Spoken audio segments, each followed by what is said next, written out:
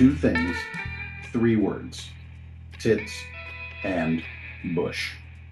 Tits and bush. That is the only explanation I can come up with. We're gonna get killed on YouTube, Joe.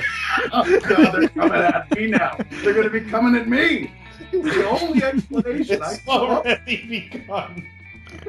they would explain the critical and box office success that is Michelangelo Antonioni's 1966 film Blow Up.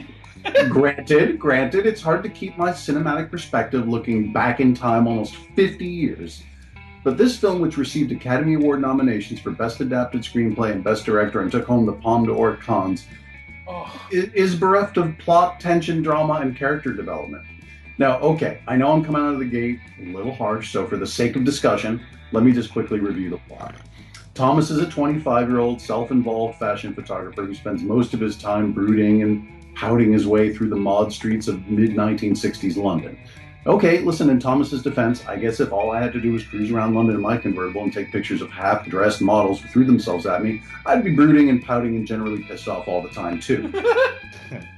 So one day that looks pretty much like any other day in Thomas's life, he walks out in a huff in the middle of a fashion shoot, leaving 5 beautiful models standing in the middle of the room with their eyes closed, and Thomas heads off and literally skips and hops through a local park where he takes some pictures of Vanessa Redgrave, seems to be in some kind of illicit tryst with an unknown man.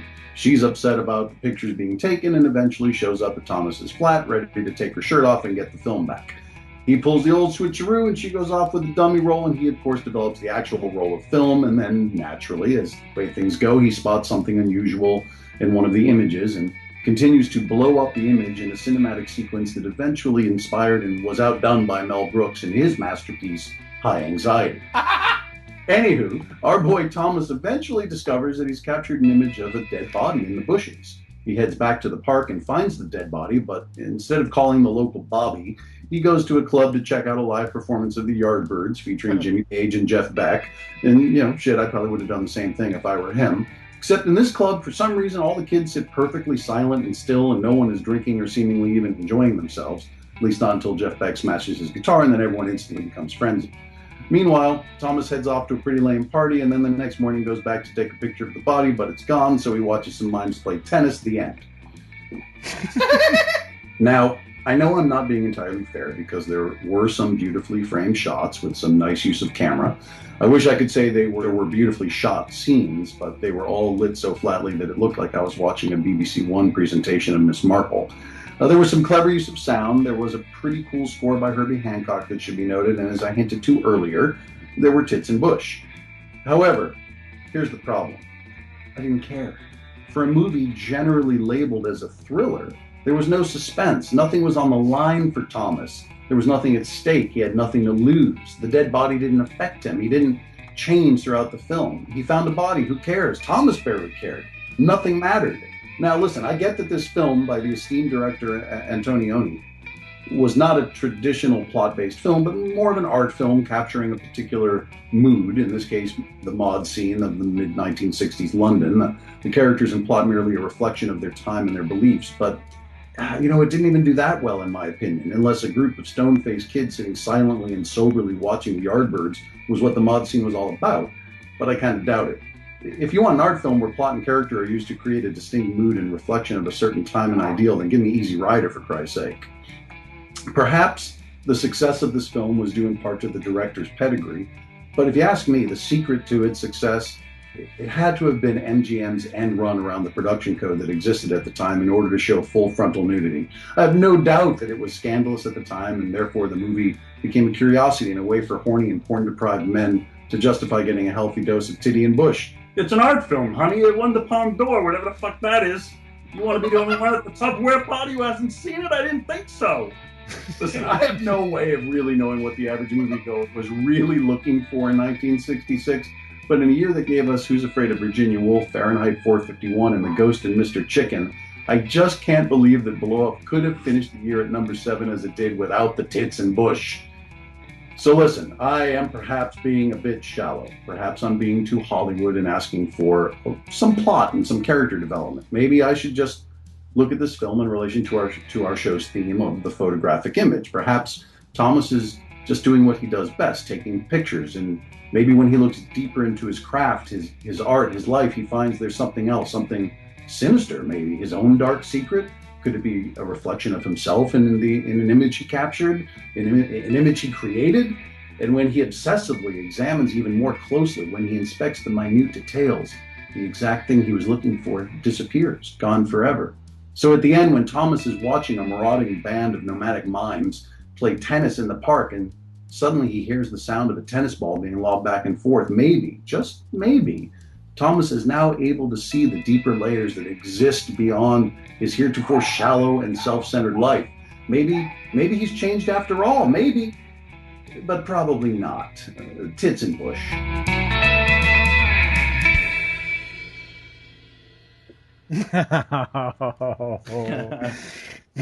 Good stuff, Adam. You know, I'm with you. I love how Adam gets good stuff and Joe laughs. Yeah. It's the same fucking review as I did, but I get shit. You know what? Fuck this shit. I fucking am so sick of you two. I'm talking about Joe and Tom. I can't even deal with it. Mags. Joe, you're probably gonna eat his balls for that review, and it's the same goddamn. Listen, he gave it here's the difference. He gave it a fair shake, and he didn't passively aggressively lash out at the person because they assigned the film to them. Whatever. That's the difference. He didn't like the film. It's not about liking or not liking the film. Both of you can blow me. He's bitter. You are so full of shit. It's the truth. Aggressive shit. Listen, what was cool, what was clever about that intro, Adam, was that you brought it right to the cliff of just about to analyze the film, and you bailed, but it was funny the way that you bailed right before you got into the analysis of what its deeper meaning might be, which is well done, and I appreciate that. Well, thanks. Poor Max. Uh-oh. Oh, boy. He appreciates it, Max. Uh-oh. Good. because the point is that the film asks you to analyze it and look into it deeper. And Adam might not be willing to do that, or it's a difficult film to look into and analyze. And so Adam did something clever with it. Uh-huh. I mean, I just saw look, I mean, this film looks so great, Joe. I mean, this production design is out of this world. The sound design is freaking fantastic. Herbie Hancock is great. Well, not just the music. The sound design. Yeah. It's I couldn't believe, like, I'm watching this film from '66. And those, like the scene in the park, at the beginning when you could just hear those leaves moving and, walking through the grass. I mean, it was unbelievably. The thing is amazing. Asking you to look into it, right? It's like, pay attention. Okay. And I hear you, but I wasn't seeing anything. I mean, what happened to Max during his viewing of Peeping Tom was happening to me during Blow Up. I was falling asleep, and I'm like, I couldn't get into anything. There was no intrigue for me, and I get it. I know what you're saying. Particularly with blowing something up. Like a photo up. He's trying to get closer and closer to what he's trying to find, what he's trying to see, but like you blow something up so much it'll pass you. You know what I'm saying? And that's what happened to me in this film. Everything just passed me until the Yardbirds came on at the end. That woke me up. Fucking Jimmy Page. Oh my God, that was so good. They were rocking, Joe. Yeah. I honestly didn't get Yardbirds. I really didn't get that, and I didn't get if it was supposed to be part again, something that just that I missed and went over my head, or if it was just the direction. Yeah. Why I didn't understand why these kids were sitting silently watching the Yardbirds, not drinking, not moving, and it was intentional. I'm sure, but I didn't get it. I don't know if I like this film either, to be honest with you. Let me just give you a basically it shows up here because it is the film about the photographic image. So, it's Perfect. it's bound to cause disagreement here, which is our bread and butter on the cutting room, and it's just an interesting film, right? So this is the third time I've seen this film. The first time I saw it I was 19 in college, actually. Me too, actually. I got a funny story there. But yes, me too. Yeah, one of my art teachers actually showed me this film, and neither of us knew what he wasn't a teacher. He was a graduate student teacher or whatever. So we took a look at this film, and a whole bunch of us actually, and none of us knew what the fucking movie was about. I was completely baffled, And then I watched it again, like 5 or 6 years after that. And I just was really tuned in and trying to understand it. Like, I really looked into it, and I felt like I came away with some semblance of an analysis for it. And as it settled in with me over the next few days, I was like, oh, I get it. I know what's going on here. Flash forward 10 more years, and I completely forgot, my whatever working analysis I had built. And I watched it yesterday, sort of half watching it. It was like during the morning. I was like, oh, it's the third time I'm seeing it. I'm definitely going to know what's going on, So I'm like watching it in the morning, and like half on, half off. There's, commotion, usual house commotion. And I was like, I don't know what the fuck that movie was about, But I started giving it some thought. And this morning, actually, I looked at some of those scenes again. And, look, I get that, it's a film that came out in the 60s, and it's an art film. Of course, it's definitely pretentious in some populist viewpoints.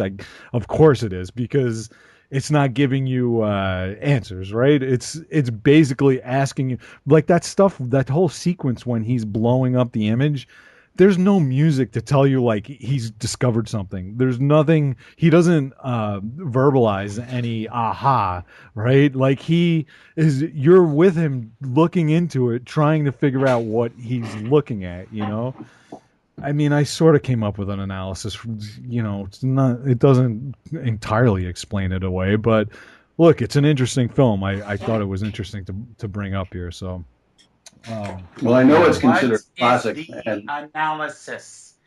The second time you saw it, you said you had an analysis, and then and yesterday, and then you saw it a third time, distracted, and you said you had an analysis. Yeah, and then so you breezed over it, and if you bring up populist one more time, I'm gonna punch you in your chicken beak. Why is that not the viewpoint that you've chosen to assume that? About that last film? Populist. What the fuck does that mean? I'm a man who loves ambiguity, and I know, Joe, that's you. Well, you're throwing aggressively targeting me, isn't it? So you say I'm passive aggressive. That's what you're fucking doing with your chicken head. Passively aggressing it to me. That's what you're doing. So what's your brilliant analysis? I'm waiting. I don't have a brilliant analysis, so I can't answer the question. I won't claim to having a brilliant analysis to this film. But you claim to have an analysis of the film. I did, and I started to formulate one this morning. So as far as I could tell, do you not like that word? No, I love it. It's your. Is that not part of the English language, Tom? Jeez Louise. I don't know. Am I not supposed to say that word? Here we go again. It's all. Should I not? What word would be more comfortable? We're going backward. Which word would be more comfortable for you? So just continue, please, on your analysis, please.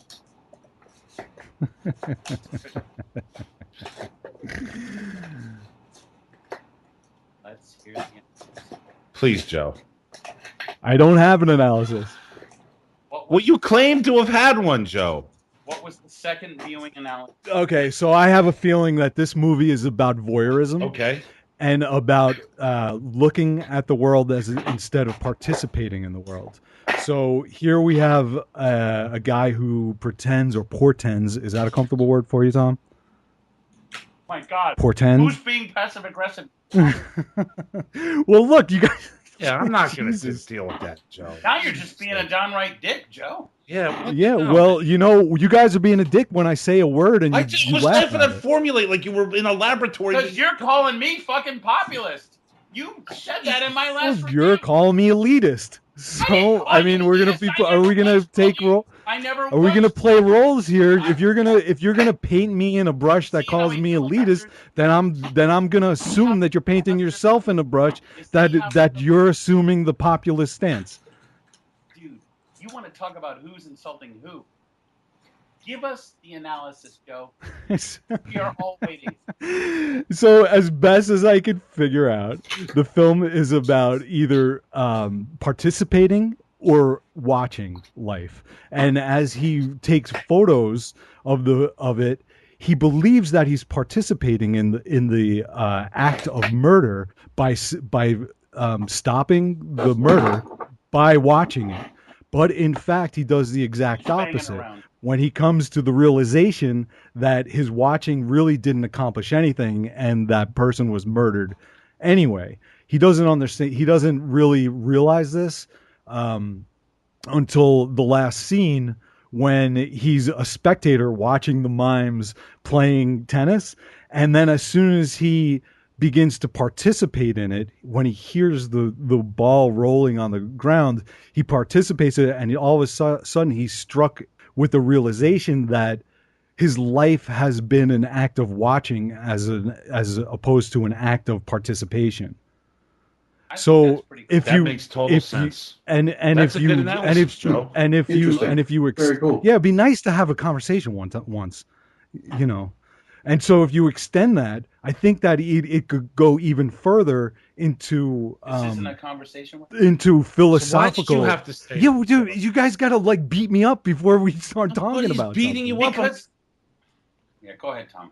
I was just saying nobody's beating you up, Joe. Nobody's beating you up. I feel that you're just coming like you're making me feel stupid now. Like, and that's not fair. Like, I mean, honestly, You guys are making me feel stupid. You don't get to feel stupid, Joe, because you get to throw words at us like populist and you just don't get it, and we're sitting here trying to fucking understand, and that actually made a little Is sense populist is populist a big word, man? Oh, see, that's not cool, Joe. to me. God. Well, look, you're insulting me for using the word populist. I want to know what the issue is. What's the issue with the word populist? 'Cause it's part of the English language, is it not? This is a talk show. We're supposedly talking in English, right? And I mean, is there certain words that I should not be using? Certain words that you throw at people accusing them of being a member of a populist. Well, I said that in reaction to being accused of being elitist. Joe, no one has brought up the word elitist once. No, not that word specifically, but it was inferred and implied. Inferred, implied? I never Yes, had. those are also two English words, Max. Wow. Oh, So, boy. do you really feel like you're in such a corner that you have to act like? Well, dude, you guys are like you're freaking lashing. I'm feeling it from you guys. I'm not. What can I tell you? Everything was completely returned to You guys normal. are putting me on. You're putting me on my back heels. No, here that's to, not just to talk. That's exactly what's going on. Tom, now I'm with Tom on this. Tom, are we doing this to Joe? I don't think so. I mean, because I don't have any. What's Joe, so? is this what happens when you don't have your fucking girlfriend here? Who's my girlfriend? Philly. Melissa. Is he on the show even anymore? Yeah. When was the last time he was on the It's show? not this season. He'll be Joe, around. you are living in a Okay. reality that's not existing. No one is calling you an elitist. No one is. Oh, come on, Max. Can you read your review? Read your review again, and then I'll stop you when you I'm not gonna push that read my at me. review again. You can No? listen to it, or Why don't you? Joe's- Can you just at least scan it so I you can didn't sit? listen So to it the first time. You won't listen to it the fucking second time. So the point is, you're being extremely paranoid. It's crazy. You're getting insulted by things that don't exist. you guys have pulled that shit before. I'm not even- and so I'm not look, if even that's having what you any of think, this- then that's fine. Joe, you're acting like- you're welcome to your opinions, but you're entitled to your opinions, but I'm also entitled to react to them. Of course you are, Joe. But I'm. Okay, so that's all I'm doing. Yeah, but your reaction is it's it's very bitter. Is it disproportionate? It's very bitter. It's very bitter. It's not Joe, bitter. you're the guy. I'm just reacting the way that I would naturally react to somebody insulting me. Yeah, but nobody's No. insulted. No one has been insulting you this entire show. I ain't no heady art film snob like Joseph Christiana. Max, Joe is here to teach us. Because he's trying to broaden our cinematic horizons. Because you're using these, you're using, like you're saying that we're using words like elitist, and you mentioned the hi hat and all that stuff. I never said that you use the word elitist. I said that you said it before, and whenever you guys are ganging up on me, that's always the angle that you guys take on me. Has it not happened in the past? What, you getting ganged up? That you two gang up on me and basically paint me with some brush that I'm an elitist. Has it happened? That has never happened before. Okay. Then if we're not even going to tell the truth, then I mean, there's no point in continuing the discussion. This is all in your fucking head. You're crazy, Max. I accused you of being intellectual. I accused you of being smarter than me. I accused you of being the smartest person on the show. I'm sorry you took that as a fucking insult, but I never once brought up the word elitist. Not like you brought up the word populist, which you've thrown at my face like chicken shit 3 How times is that so an far on insult? this show. How is that an insult? So you take that Because as an I don't insult. want to be a member of the populist people. I don't want What to do be you a want to member be of a the- member of? You- What Joe, would you like to do be a your member thing. of? You do your thing. Max, what would you rather your be a thing. popular? What would you rather do your be? thing. How do your would you thing. rather be Do portrayed? your thing, Joe, where you say, yeah, it's like eating McDonald's. Would you rather That's be? what you say How about would you movies. rather be That's what you represented? say about movies. I don't want to be represented as a member of the populace just because I don't like these arty, overlong, bloated, annoying, pretentious, boring fucking films. I don't want to be accused of being a fucking populist because that does not respond to me artistically. I can go into worlds that are very ambiguous. It's why I'm such a Lynch fan. I think David Lynch makes better films than Michael Powell. I think David Lynch makes better films than Antonioni. I would say, and I own an Antonioni film. We're actually going to have a conversation here. I would also say that Lynch was heavily influenced by Michael Powell. He was influenced by Michael Powell. I could look it up, but Look it up now. Get online and look it up. Type in Michael Powell and David Lynch. I want a quote from Lynch about Powell. Because an artist isn't allowed to have an individual vision, Joe. In your world, he has to be completely inspired by people from the past. And you say that this Powell stopped making movies after critics condemned Peeping Tom? What a pussy. Why didn't he keep going and give it to him even harder, Joe, if he's so great? By David Lynch. So he went out of his way to cast somebody from a Powell movie. That's the first thing that pops up. Wait, what's that? David Lynch cast somebody from a Michael Powell movie. That came up right away. What else you got? That's it? That's all you have? No, that's not very strong. Jesus, I'm looking up right now. Sorry, Joe. I'm going to cast someone, oh my gosh, from a Michael Powell film. Next thing you know, whammo, Money in the Bank. God, Joe. Max, you're living in your own reality, dude. Dude, you're so full of it, Max. I know you're trying to get a rise out of me, and so you've succeeded. So, I mean, I don't know where else to go with this. You didn't like the movie. That's cool. I didn't expect. Yeah, Max, you you didn't like Blow Up? Is that what you're trying to say? Oh, dare I say it was infinitely more insufferable than Peeping Tom. I actually enjoyed Peeping Tom more. Then are you going to call the little fucking cunt in this film, the lead photographer guy, an anti-hero? Because if you do, I may have to sign out. Well, I'm not going to pull a Billy, but my God, he was a horrible character. Nothing redeeming at all, not even in the nth. And I'm with Adam. I love the girls tearing off the tights. That was the only point in the film where I started to get distracted. And I started to think about, wow, pulling the tights off those girls. And then at one point, he threw the tights around his neck. And I'm like, why isn't he sniffing the tights? That's what I would have done as an actor. Can I just share a quick funny story about that scene in this movie? Absolutely. So When I was 19 and in film school, this film gets assigned for, all of these reasons too. It's a film school standard, I think. So, at the time when I'm 19 in college, that meant a trip to the local, Tower Records video or warehouse to rent a VHS cassette of Blow Up. So I'm watching the film. I'm having pretty much the same experience that I had with it this time, not really getting it, not getting into it. And then, things start to heat up a little bit with that scene. And now I'm watching these two young women, and things are getting pretty racy, and tights are getting pulled off. And right in that spot, the VHS tape,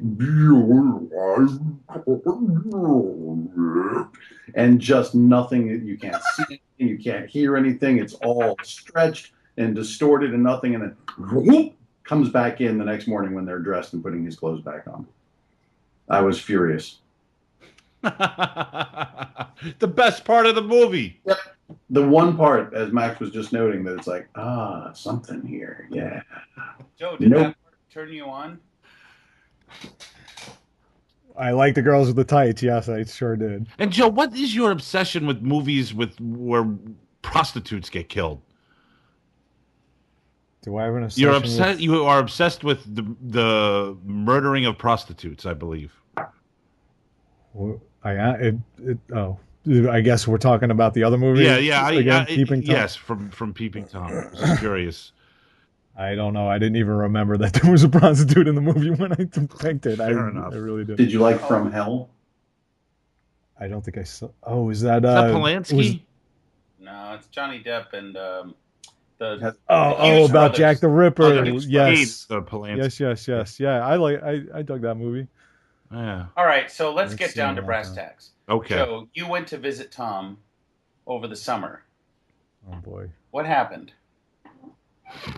Do you like going to stay at Tom's? And Tom, you've since moved. I have moved. Yes, I moved. Now, Tom, I don't understand. You moved a couple weeks ago back into an old apartment that you used to live in. I've never heard of that before in my life. Yeah, it was. They returned to an actual rental space. Yeah, isn't that a little weird? It's completely weird. I enjoyed living here a few years ago, and it's in Belmar. It's right by the beach in New Jersey, and I was looking to leave the area that I was in, and I wanted to just change. Why is that, Tom? I just wanted to change things up a little bit. I felt that, I was having a hard time finding, the right job. Nothing was working out for me, so I decided that I was going to start looking for work in a different area. So I used to live in this area. I know that there's, money down here. And for, the work that I do in the restaurant business and bar business, it's just a little bit more consistent and a bit better for me. So I, contacted my old landlord from down here, and they had this apartment available for a short term, for like a 9-month lease. And I took it, so you're only there for 9 months. Yeah, I am. And, that's the one, I guess, downside to this. But I feel... Wait a minute. Who's going to inhabit the apartment in 9 months? Oh, I don't know. I didn't ask. They rent it for the summer. They're probably renting it for the summer, yeah.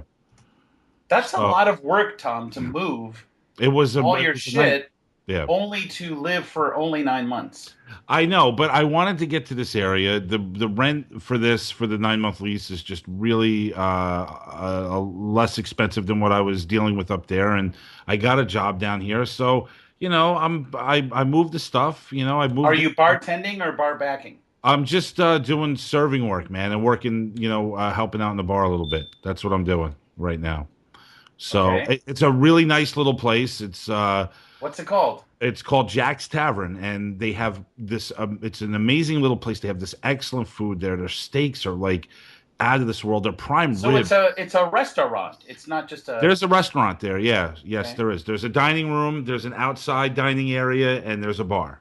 Okay. So that sounds really, really nice. Yeah, I really love it. Sounds like a cool spot, man. And here's the thing about this job is that the owners just like they leave me alone. They just let me do what I do. They're confident that I know what I'm doing. that I'm good with the guests and they just leave me alone. And they're giving me 5 days of work, basically 6 shifts right now, and I Wow. can't complain. So Okay. I'm completely just trying to focus on getting my financial situation back on track and getting my health and my weight down a little bit. And I feel Which that includes cutting out cigarettes completely. right. Well, eventually, yes, we'll work on that eventually. But right now, I'm a one thing at a time person, and Ah. right now I'm just trying to get my gout under control, and I'm You got to trying. choose your battles, man. Right? You got to choose your Right, battles. right. Right now, It's on the radar, though. It's on the radar. yeah, a lot of things are on the radar, but like right now, like to me, like what's imperative is that I get the gout under control, which means I have to make extreme dietary changes. So for now, I'm cutting out red meat and I'm cutting out the shellfish. So what are you eating now? What is your daily diet? It's mostly chicken and vegetables and rice. Now, what kind of chicken is it? That greasy rotisserie chicken you buy at the market? No, I do like grilled, chicken breast, grilled chicken thing. Nice. You that- prepare it yourself? Yeah. As a matter of fact, there's some in the kitchen that I'm gonna cut up and make with rice. Because you can buy a nice batch of chicken breasts. Yeah, sure. Preferably, and just grill them every night and Absolutely. put a little some pepper on it. Okay. Yeah, absolutely. So, I'm basically like in the morning, I'm beginning new rituals. Like I have a yogurt and I take my tablespoon of cherry juice and Now, are you into fruit at the bottom yogurt, or do you like the mixed in yogurts? the mixed in yogurts, Okay, and they're 100 calories. We don't go beyond 100 calories. Yeah, they're low calorie. Yeah, they are. They're 100. Yes, they are, Max. That's very And you make sure, even though you peel open the lid, you got to spin that shit around. You Spin- don't just dive in with the juice on top. You got to spin it all You around. got to mix it up, Max. You know how to eat yogurt. Exactly. I'm not dealing with a novice when it comes to yogurt here, Max. You know what you're talking about. Okay. And Joe came down to see you prior to you moving. Yeah, he came down when I was probably at a pretty, at a low point, But So was it good to see him? yeah, it's always great to see Joe. We had a really nice time. We had great. We watched Blow Up twice. We watched Peeping Tom. No, we Really? no, we had a really nice time. I mean, we had great discussions. We went out on my back deck and had some beers, and then we. What was a good discussion? What'd you talk about? The show? We're talking a lot about Joe's writing. Actually, Joe opened up to me and wanted my opinion on something that he was writing and how I felt. Joe wanted your opinion? Well, sometimes he asked that. Sure. I always ask your opinion. That dumb. No, I'm not saying you're dumb. I'm just surprised Joe wanted your opinion. Yeah, he doesn't seem to like other people's opinions. Yeah, you're such a dick. Yeah, I mean, we had a good time. He turned me on to some music that he had just seen. Some Ron Muga? An artist. No, not Ron. Well, what's the guy's name, Joe? Real quick, he's got me on the ropes here. Todd Snyder. Yeah, we were checking out some Todd Snyder, which was a lot of fun. We went out to the bar, had some more beers, came back and passed out. And then, we went to the beach. And then the next day we grabbed some breakfast in the morning, and then we head down to the beach and spent the day laying on the beach. Joe was in the water. I went knee high in the water. On the beach? Tom, you didn't go in the water. I went like up to my shorts. I'm afraid that I'm going to get washed away. I'm worried about the waves are going to pull you away. Yeah, I'm paranoid about that. You're afraid. You're afraid of the water. I'm not afraid of the water, Joe. I love pools. I'll go on a pool any day of the week. Was Joe pulling like Frankie Avalon and like had his shirt off and the shells necklace and running around and all that? Right. He was. Yeah, he was. Was he rubbing it in your face? He's very attractive, Max. I know. He's a handsome guy. Very olive-skinned, very Italian. So was he rubbing that in your face, Tom? It just doesn't make sense, like me and him on the beach. It doesn't make sense. Like if you looked at the situation from afar. Is it like Laurel and Hardy on the beach if Stan Laurel was hot? That's exactly what's going on. Stan Laurel was hot. I'm a hot Stan Laurel. Yeah. But it was a really relaxing day, and we actually were able to spend not just the Friday night together hanging out, but he spent the whole day down, and we went to the beach, and it was a wonderful day. The beach was beautiful, actually. Yeah, very nice. It really was. So how's he doing, Joe? Like how's his health? I mean, I know he has gout and he smokes and he couldn't care less about himself, but how How does he? How do he come off to you physically? He seems to be doing better now. I mean, you would just come off a battle with a bout with the gout, right, Tom? Yeah, really bad last Have week. you looked up close at his gouty forms, Joe? Like his limbs? No. You had it on your hand, right, Yeah, Tom? when I you were was down, yeah, it was So just like a pinkish, flaky. What was it? I didn't I didn't investigate it that closely.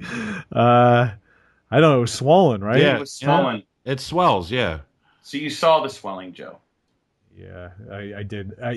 Yeah, it's the beer is bad for it, Tom. Like a lot of beer is probably bad for Yeah, it. it is. Do you not have a taste for wine, which actually has health benefits? I do like wine. It's just I really love that IPA beer, man. It's like it's so. Well, Tom, we can't do that anymore. Yeah. We're done with the beers. But Yeah. Tom, more important than the beers, I would imagine that the cigarettes would be the top priority. Like you should just completely stop smoking. He's back on the cigarettes here, Joe. He won't give up on the cigarettes. Well, that's not good for you. Tom, I also it's almost 2016, and cigarettes. Come on, they are absolute poison. They're expensive. I tell you this time and time again. You could be getting a new computer. You could be doing so much more with that money than smoking cigarettes. Of all habits, my God, sir. Well, I started young, Max. You know, I mean, I grew up in a house. People were smoking all the time. I mean, it was a very normal thing. You know, everybody smoked. Everybody in the house smoked. Everybody. And then when you were old enough, you had to, you smoked. I mean, that's just how I grew up. Well, And it's time for you to break that chain. And I fought it for as long as I could. I mean, I didn't start smoking until I was 16. Did he smoke around you, Joe? Yeah, Joe smokes Yes. too when he's with me. Joe. It's out there now, Joe. Oh boy. Well, that was the last time I smoked, I'm actually. done. I didn't know Joe smoked around you. Yeah, he smokes. Well, if nobody was smoking there, I wouldn't be smoking. I don't. Don't blame it on me, Joe. I don't. Well, See what he's doing, I- Adam? He's trying to blame it on me, but he's his own person. well, I'm not a smoker. Gotta own your own really. responsibility in this. You have to, Joe. I still have that thing where I have a couple of beers and I will, but I don't buy them at all. So So, Joe, you don't care that he puts poison in himself. You'll. I do care. I really think you should exercise, Tom. That really is necessary. I think that might be the most important thing, to be honest. I'm with you. you. Joe, What's the that? next time you see Tom, Yes. do not have a cigarette with him. Okay. Well, it's hard when people. That's the problem when everybody else. They is. all smoke. You don't think Barassa, he's smoking cigarettes? You know what? Do what you want. I don't give a shit anymore. Now, once he knows Billy's doing it, he's like, all right, that's it. I'm done. You guys just do whatever you want. Do you want? You know what? I can't change anyone's lives. Who has the energy? Smoke yourselves to death. Who gives a shit? Spend the money on cigarettes. How's Give your your health, money Max? to the nicotine foundation. Give your money to cigarette companies. They're all dying anyway because everyone's vaping now. They're all switching over to vaping. That hasn't happened in New Jersey. No, it has. And, that's what I should look into if I need to do something like that, just habitually. Vaping. Joe, have you done this? No, I have not. Maybe we should look into vaping. God damn it. All right. Very good. Max, your health is good? Adam, Yes, sir. can you provide something here? What would you like me to provide? Should Joe be smoking around Tom? I have no say in that. These are grown men. If they choose to smoke, 20 years old. they choose to smoke. Yeah, they're my friends. I care about them. I wish that they wouldn't. It's not good for their health. But what am I going to do? I have to go pee. All right, let me wrap things up. Adam, Max, Joe, thank you. Max, are we still friends or you don't like me anymore? Oh, boy. He's gone. He went to go pee, dude. Let me wrap things up. You know the drill, guys. The Cutting Room is edited by Joe Christiana and Joe Shrek and brought to you by Christiana Productions and New Media Limited. The music's done by the Zillatones. www.thezillatones.com. You could also search for them on Reverb Nation. Always want to give a shout out to our good friend Jeremy Garcia. Check out his podcast, Dartboard Cinema. Jeremy's always helping us out with our social networking, and he's just a great dude. And we love him, Joe.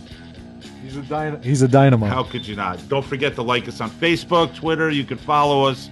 We're also on Instagram.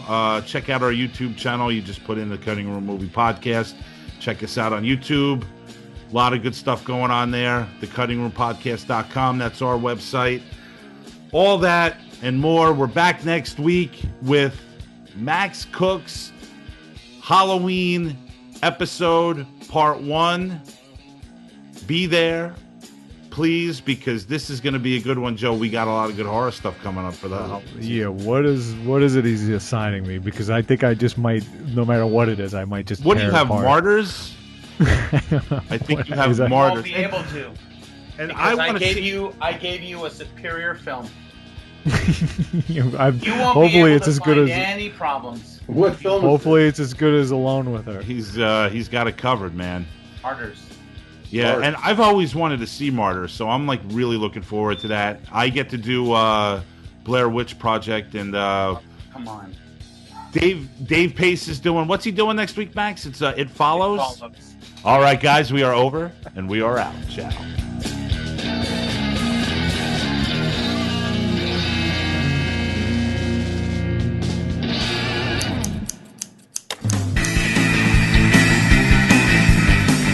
Tune in next time to satisfy more of your strange desires. The Cutting Room Movie Podcast. We do chicken right.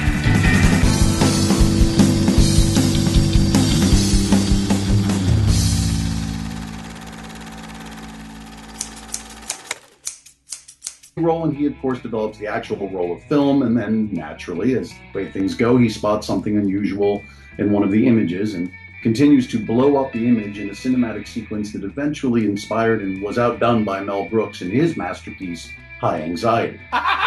Anywho, our boy Thomas eventually discovers that he's captured an image of a dead body in the bushes. He heads back to the park and finds the dead body, but instead of calling the local Bobby, he goes to a club to check out a live performance of the Yardbirds featuring Jimmy Page and Jeff Beck. And, I probably would have done the same thing if I were him. Except in this club, for some reason, all the kids sit perfectly silent and still, and no one is drinking or seemingly even enjoying themselves. At least not until Jeff Beck smashes his guitar, and then everyone instantly becomes frenzied. Meanwhile, Thomas heads off to a pretty lame party, and then the next morning goes back to take a picture of the body, but it's gone, so he watches some mimes play tennis. The end. Now,